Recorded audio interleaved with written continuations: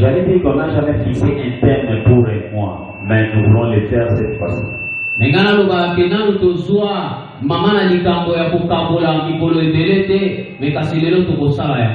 Et notre thème pour ce mois, c'est Jésus-Christ et Dieu.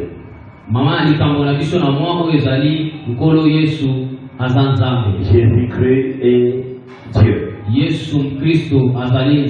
Nous venons de lire le passage de Marc au chapitre 2. La Bible nous montre des éléments qui se produisent par Jésus.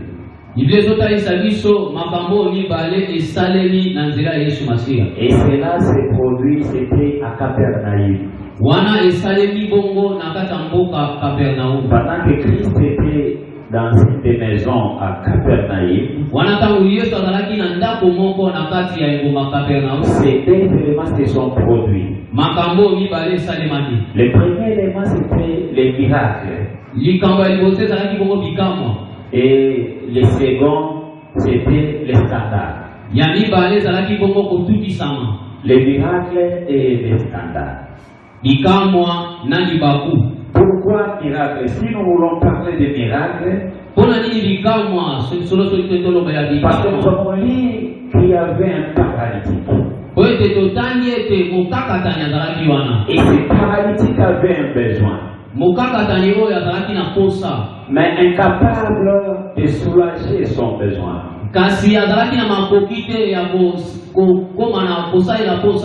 Du coup, la Bible nous présente un groupe de personnes qui l'environnaient.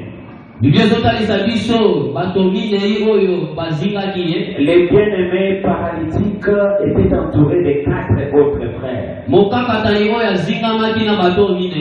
Et la Bible nous dit que les 4 frères en question sont venus pour soutenir leurs bien-aimés paralytiques.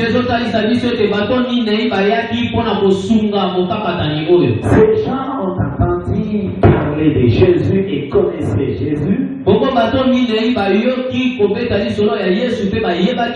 Ils avaient foi en eux que si ces paralytiques arrivent là où se trouve Jésus, il aura la solution à son problème.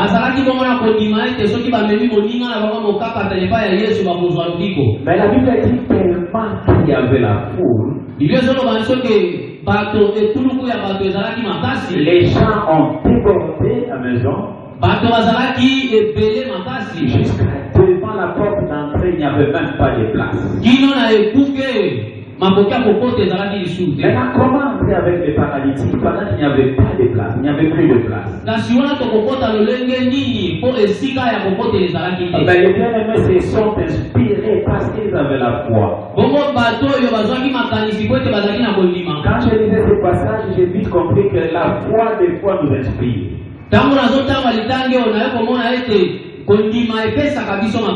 Alléluia. La foi des fois nous inspire. Et ils ont eu une inspiration disant que bien que la porte est débordée,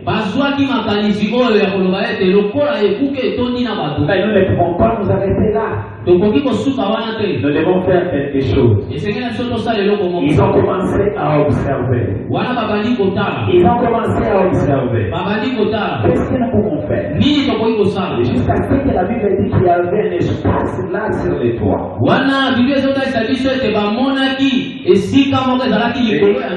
Les jeunes hommes ont pris les paralytiques.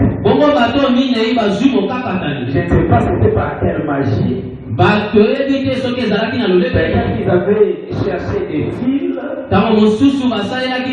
pour attacher les bien-aimés jusqu'à ce qu'ils ont pris les bien-aimés pour qu'ils descendent sur l'espace vide au toit.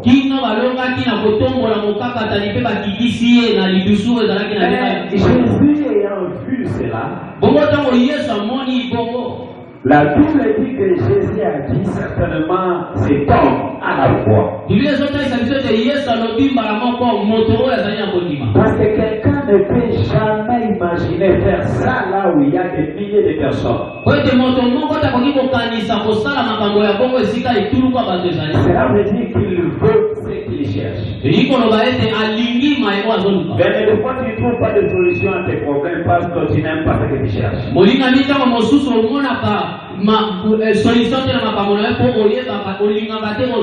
À celui qui veut réellement ce qu'il cherche, il continuera à chercher jusqu'à ce qu'il trouve. Parce que la Bible dit, celui qui cherche finit par trouver. Alléluia. Alléluia. Amen. Et la deuxième des choses, ou le deuxième élément, c'était les scandales. Parce que lorsque Jésus a vu le paralytique, il lui dit certainement tu as la foi. Et il lui a adressé la parole en disant, mon enfant, tes péchés te sont pardonnés. Tes péchés te sont pardonnés. Waouh, les pharisiens et les scribes sont scandalisés. Qui est celui qui ose dire que tes péchés te sont pardonnés?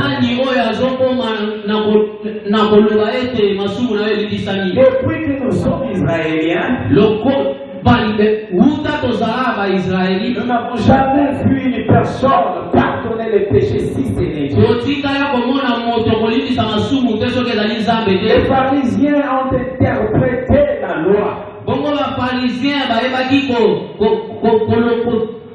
Ils ont interprété la loi en disant que la loi dit qu'il n'y a que Dieu et Dieu seul qui peut pardonner les péchés.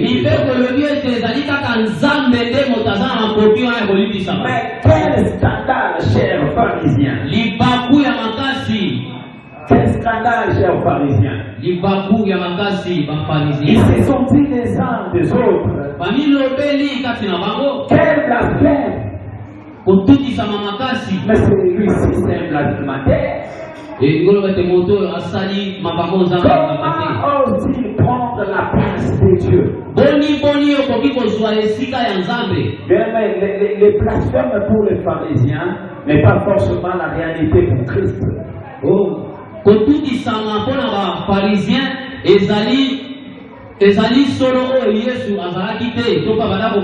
Par là, je voulais dire que là où les pharisiens et les scribes ont vu Jésus blasphémer,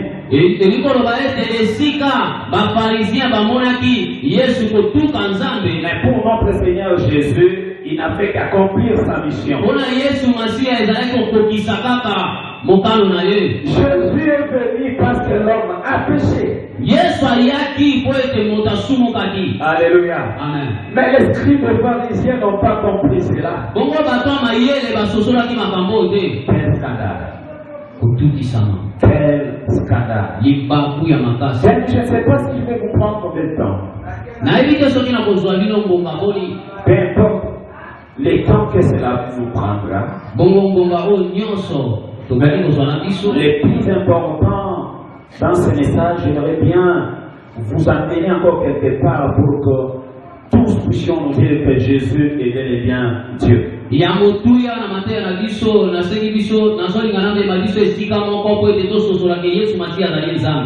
En parlant de Jésus comme étant Dieu,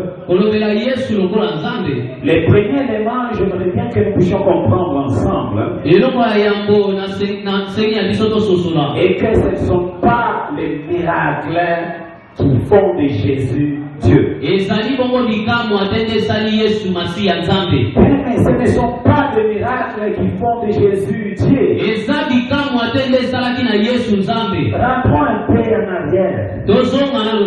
Parlons à la création. Parlons un peu de la création. Lorsque Dieu a créé l'homme, je ne sais pas. Croyez-vous qu'il y avait déjà des miracles à cette époque? L'homme avait déjà expérimenté les miracles à cette époque.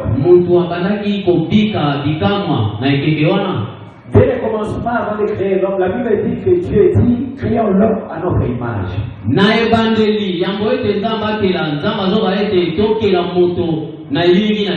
Cela veut dire que l'homme était créé comme Dieu. Lorsqu'on dit que l'homme a été créé comme Dieu, cela veut dire que l'homme vivait comme Dieu. L'homme n'avait pas de soucis. Bien, mes frères et sœurs, laissez-moi vous poser la question. Qu'est-ce que vous comprenez par le miracle? Le miracle, c'est quoi pour vous? Le miracle, c'est quoi pour vous? Certainement, chacun aura sa réponse. Maintenant, tout ce que nous allons donner comme réponse à cette question, nous finirons par cette réalité qui dit que les miracles, c'est faire les choses au-delà de la réalité. Alléluia. Amen. Ce que l'homme était capable de faire, lorsqu'il les réalise, ça c'est déjà au-delà de la réalité. Parce qu'il est impossible que l'homme fasse ça. C'est pourquoi lorsqu'il le fait, nous l'appelons miracle. Nous l'appelons miracle. N'est-ce pas ça le miracle? Tout ce que nous appelons miracle aujourd'hui, à la création n'était pas miracle. À la création, cela n'était pas miracle. La réalité est que Dieu a créé l'homme immortel. À la création, l'homme ne pouvait pas mourir. Si Adam pouvait être là, on allait lui poser cette question. Mais la Bible nous a éclairé là-dessus pour que nous puissions comprendre qu'à la création, l'homme n'était pas mortel. Et l'homme dominait sur tout. L'homme dominait sur toutes choses. L'homme dominait sur toutes les créatures. Alléluia. Amen. Et tout ce qui s'est passé dans les jardins ne pouvait jamais étonner l'homme.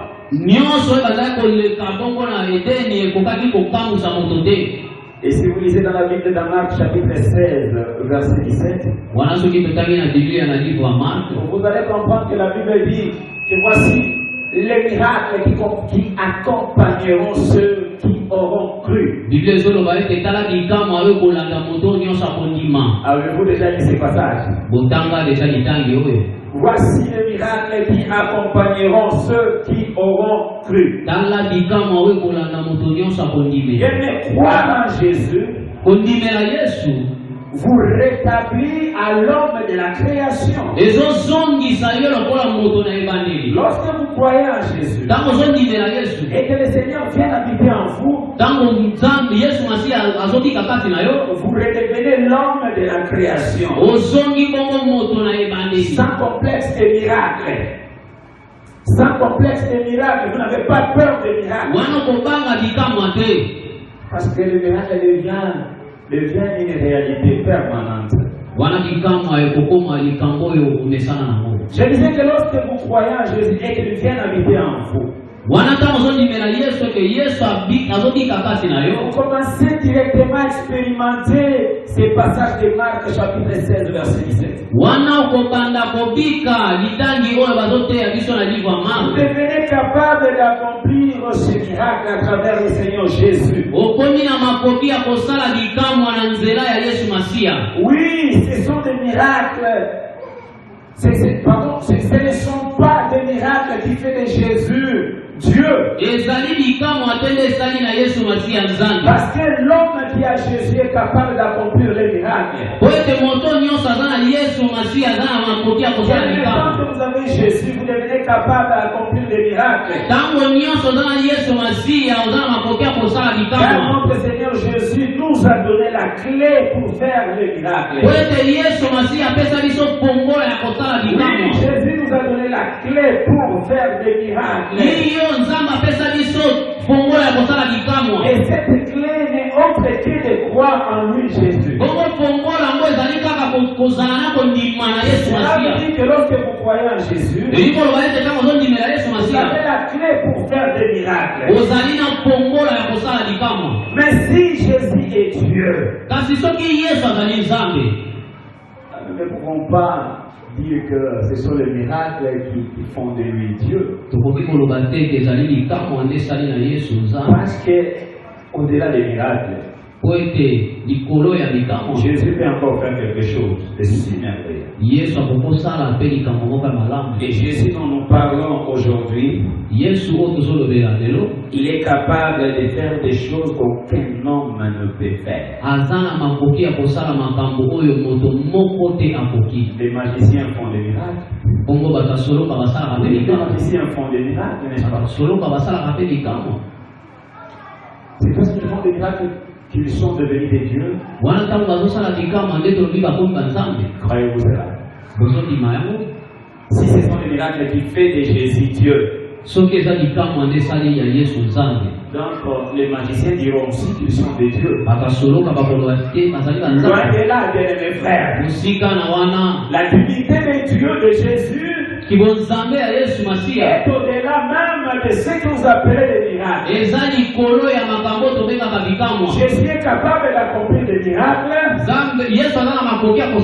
Mais il fait des choses au-delà même des miracles. Laissez-moi avancer, nous allons comprendre ensemble ce que Jésus est capable de faire.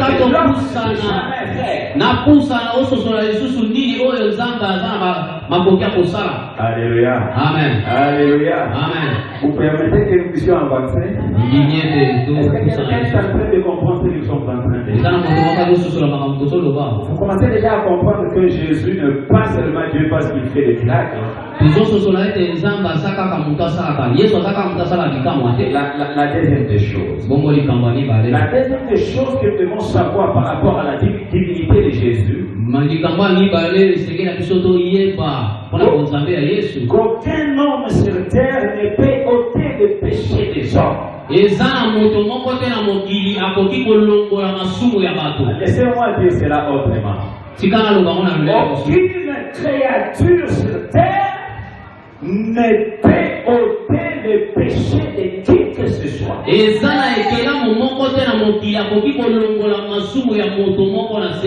Ça, c'est une œuvre réservée qu'aux créateurs.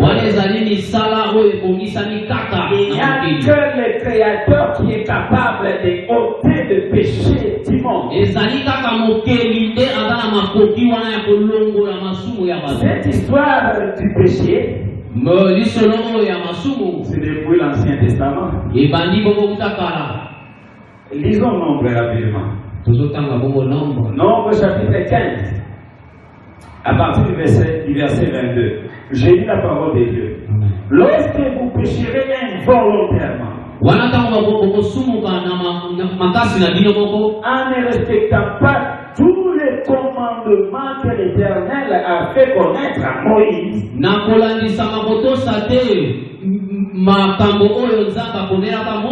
tout ce qu'il vous a ordonné par l'intermédiaire de Moïse depuis le jour où il a ordonné les commandements,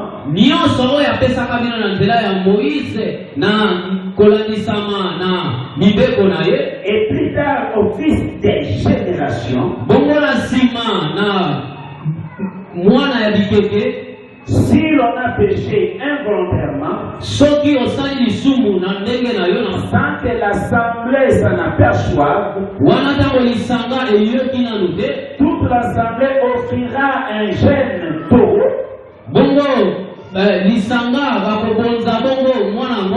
un holocauste, dont l'odeur est agréable à l'Éternel. Amen. Avec l'offrande du végétal et l'offrande liquide qui l'accompagne, conformément à la règle établie. conformément à la règle établie. Bienvenue dans le Seigneur. Quelle est cette règle établie? Cela veut dire quoi? Que dans l'Ancien Testament, les péchés existaient déjà. Oui, les péchés existaient déjà. Et dans Nombre, la Bible nous montre comment Dieu a ordonné à Moïse d'établir les règles pour le pardon des péchés.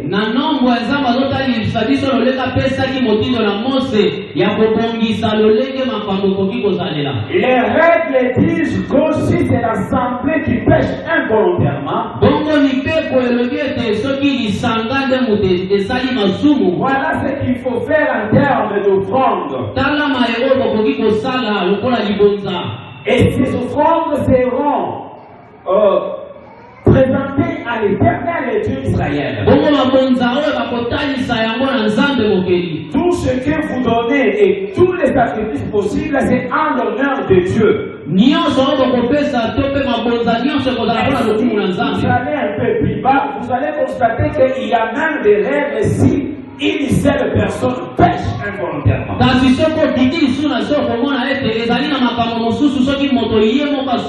Cela veut dire qu'il faut qu'il y ait des sacrifices en l'honneur de Dieu. C'est comme ça que les scribes et les pharisiens n'avaient pas tort. Lorsqu'ils ont dit la marque que Jésus a blasphémé. Parce que la loi présentait la règle de Dieu. La loi présentait la ligne de conduite pour les pardons du péché.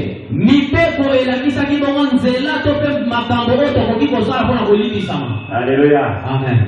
Mais les pharisiens et les scribes oubliaient que c'est lui qui définit les règles des péchés. Ce n'est pas une créature, mais c'est lui le créateur.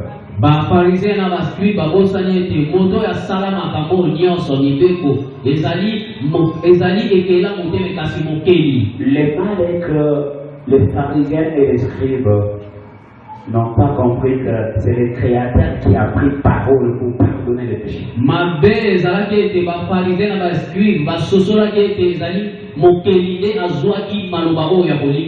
Alléluia. Amen. Mais pour bien comprendre ce que nous avons lu dans Nombre 15, si vous commencez déjà à partir du chapitre 14 du même Nombre,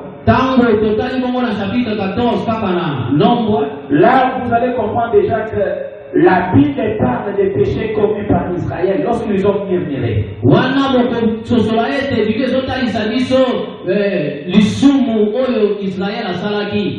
Lorsque Dieu a constaté qu'Israël murmurait et Israël a péché devant lui,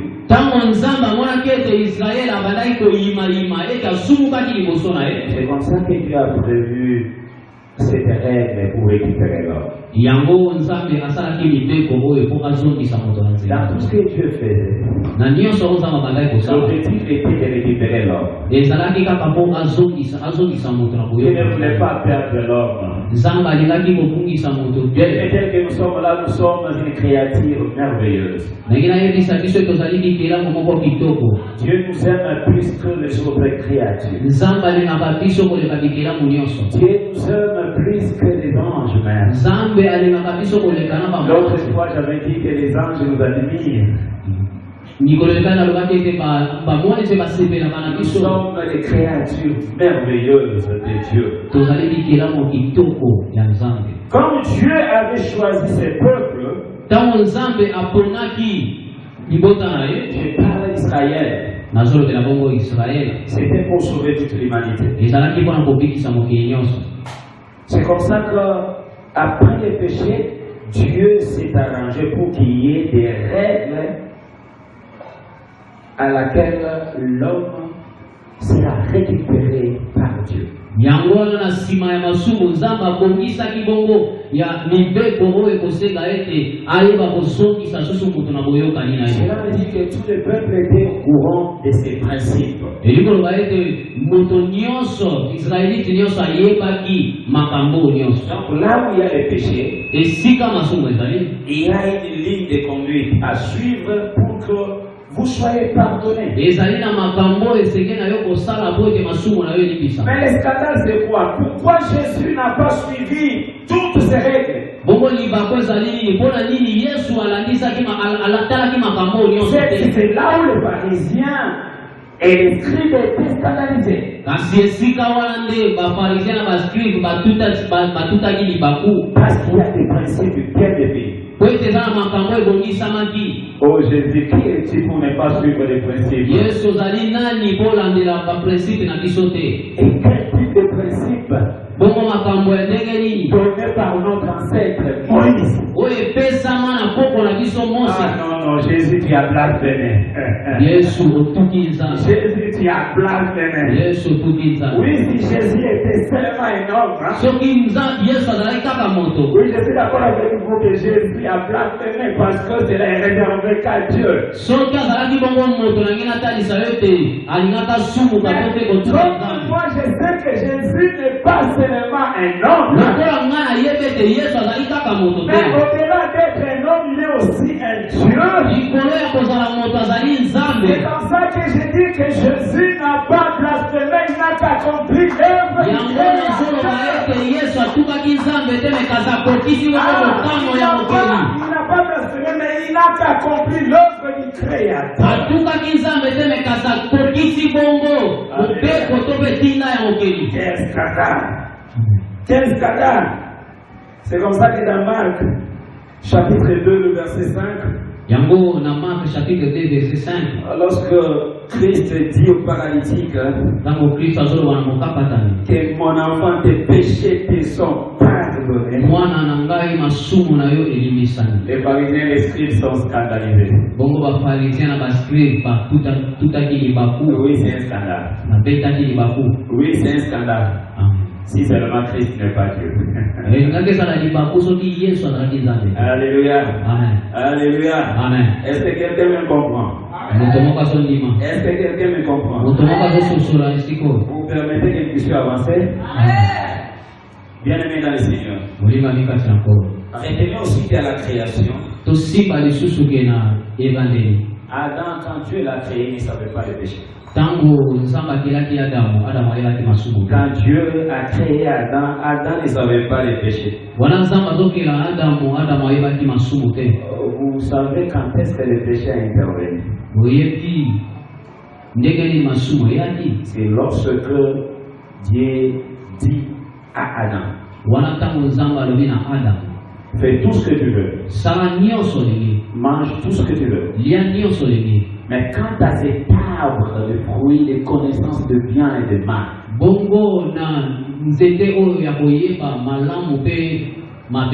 les jours où tu en mangeras, tu mourras. Dieu a fait connaître les péchés à Adam. Mais le bien avec Dieu, Dieu n'est pas là pour piéger l'homme ou tenter l'homme. Et Dieu a bien pris soin de protéger l'homme en lui ordonnant ce qu'il ne devait pas faire. Ne mange pas à ces fruits. Ne touche pas à ces fruits. Mais lorsque le péché est révélé, cela veut dire quoi? Lorsqu'il y a la loi, cela veut dire que le péché aussi est là. À celui qui transgresse la loi, il pêche. Alléluia. Amen. Je ne sais pas si quelqu'un est en train de me comprendre. J'ai dit que quand Dieu a dit faisons l'homme à notre image, il n'avait pas de péché. Jusqu'à ce que Dieu ordonne à l'homme de ne pas toucher à l'arbre de connaissance du bien et du mal. Cela veut dire que Adam était exposé qu'à un seul péché. La désobéissance. La désobéissance. Lorsqu'il mange les fruits. C'était ça le problème d'Adam. Mais de nos jours, nous avons compris les types de péchés. Alléluia. Amen. Alléluia. Amen. Vous savez pourquoi cela? Vous savez pourquoi cela? C'est juste parce que lorsque Adam a désobéi à Dieu, Dieu s'est séparé de l'homme. Bien aimé, l'homme sans Dieu est nul. Alléluia. Amen. L'homme sans Dieu c'est nul. Une fois Dieu abandonne l'homme, l'homme a perdu son orientation. Et tout l'homme a commencé à multiplier les péchés. Parce que Dieu ne prie avec lui. Parce que Dieu ne prie avec lui. L'homme est maintenant orienté vers le mal. Parce que Dieu ne prie. Et pour que Dieu restaure l'homme, donc pour que Dieu règle ses problèmes de péché, c'est comme ça que Dieu a pris une partie de lui-même et il est venu sur terre en forme de l'homme pour sauver l'homme de son état de péché. Bien-aimés dans le Seigneur, j'aimerais bien que nous puissions comprendre ensemble qu'il n'y a que celui qui te protège du péché qui peut ôter tes péchés. Il n'y a que celui qui te protège du péché qui peut ôter tes péchés. Et nous devons savoir que sur terre, il y a même des gens qui peuvent prédire ce que tu penses dans ton esprit. N'avez-vous pas encore réalisé cela? On te demande de penser sur quelque chose. Et quelqu'un interprète ta pensée. Même dans la Bible, il y a des gens qui l'ont fait. Souvenez-vous de Daniel. Lorsqu'il parle devant le roi, du songe que le roi a rêvé. Le roi s'est étonné en disant comment est-ce possible cet homme peut interpréter mon songe comme s'il était dans le songe.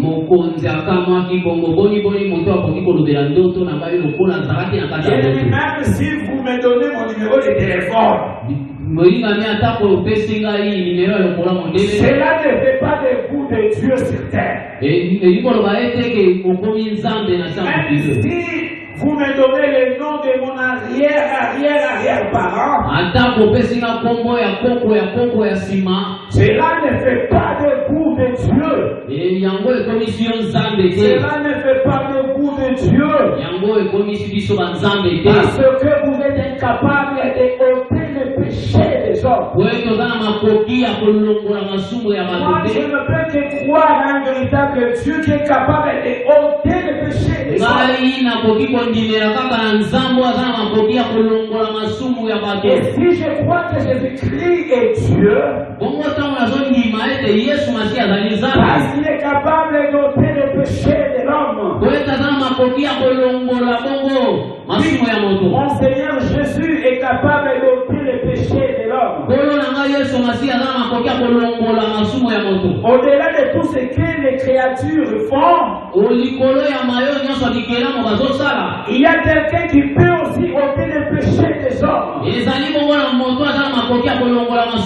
Je répète cela en disant qu'au-delà de tout ce que les hommes font,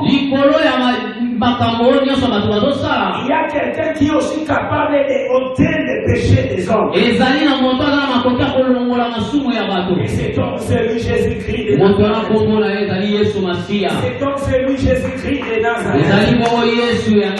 Dans le livre de Marc, chapitre 11, verset 26, amen. La Bible nous recommande de pardonner en disant que si nous ne pardonnons pas, notre Père Céleste ne nous pardonnera pas. Et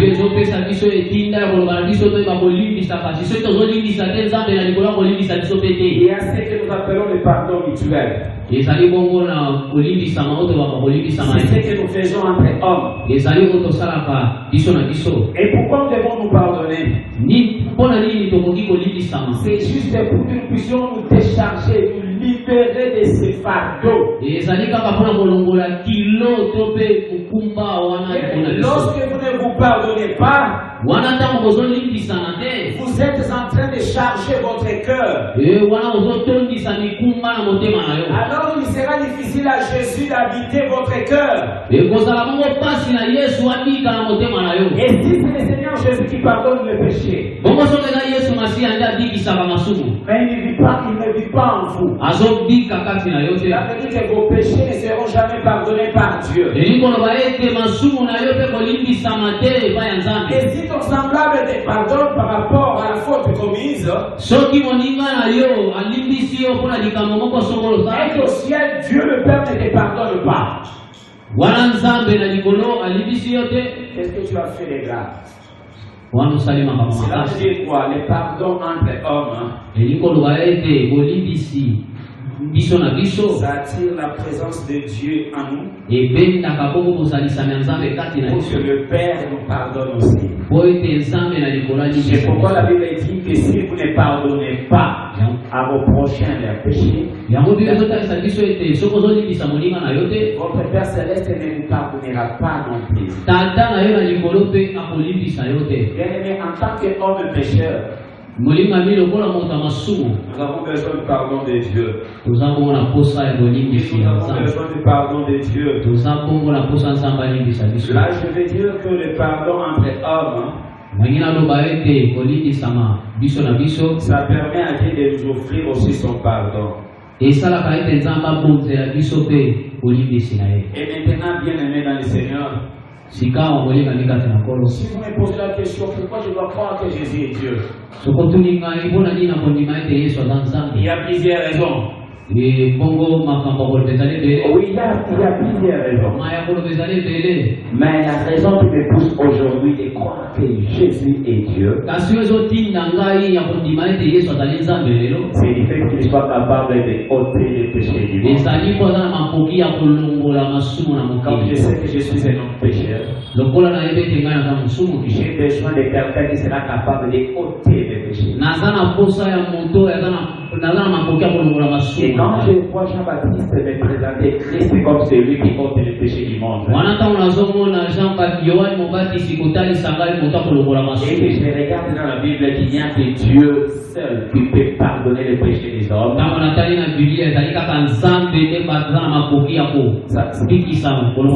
cela me pousse à dire que comme Jésus peut ôter les péchés du monde, donc Jésus est Dieu.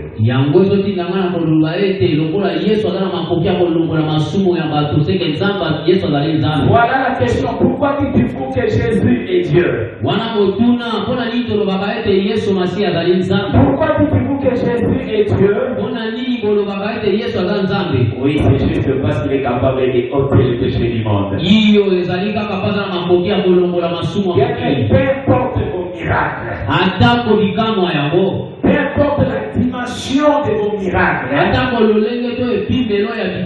tant que vous êtes incapable de ôter le péché du monde, Christ reste le seul Dieu capable de ôter le péché du monde.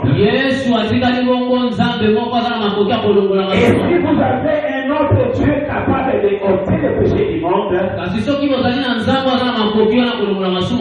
je croirais aussi à ces dieux. Comme jusqu'à présent, je n'ai vu personne capable de ôter le péché des hommes. Si c'était mon Seigneur et Sauveur Jésus-Christ de Nazareth, Jésus-Christ reste et restera toujours mon Dieu. Il reste et restera toujours mon Dieu. Celui qui est capable de ôter les péchés. Bien, je viens te dire, c'est Bibi, que tu dois croire en Jésus. Tu dois l'accepter d'abord comme Seigneur et Sauveur. Pour qu'il vienne habiter en toi. Lorsque Christ viendra habiter en toi, tu vas opérer des miracles comme pas possible. Parce que cela ne viendra pas de toi, mais de celui qui vit en toi. Cela ne viendra pas de ta force, de ton intelligence, de ta puissance, mais cela viendra de celui qui vit en toi.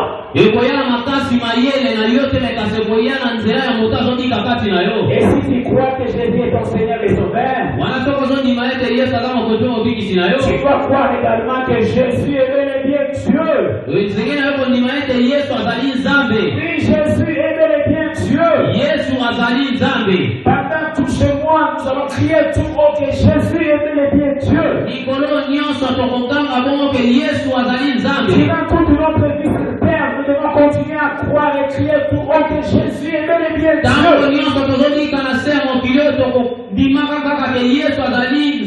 Oui, Jésus est bel et bien Dieu. Parce qu'il est le seul qui a le pouvoir et la capacité de ôter le péché du monde. Si Jean-Baptiste pouvait dire en chantant que voici l'agneau de Dieu qui ôte le péché du monde, je viens jouer le rôle de Jean-Baptiste aujourd'hui. En disant que c'est lui qui est capable de ôter le péché du monde, c'est lui Jésus-Christ de Nazareth. Et comme il est capable de ôter le péché du monde, Jésus est bel et bien Dieu. Oui, je disais que Jésus est bel et bien Dieu. Oui, Jésus est bel et bien Dieu. Que Dieu bénisse sa parole. Au nom de Jésus. Que Dieu bénisse sa parole. Par le nom de Jésus. Amen.